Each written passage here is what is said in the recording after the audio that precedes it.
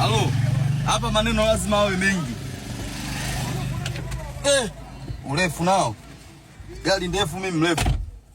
Kama mnavyoona ndugu jamaa na marafiki, tuko ndani ya G-Wagon.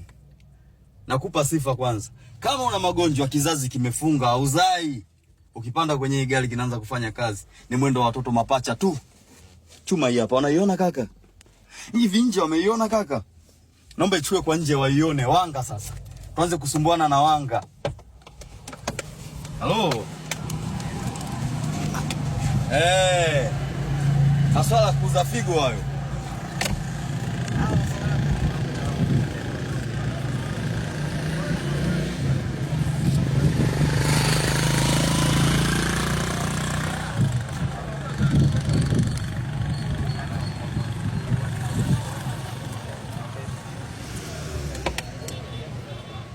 Aise, figo mbili za kazi gani bwana? Wewe unakuwa na tenki mbili kama Scania.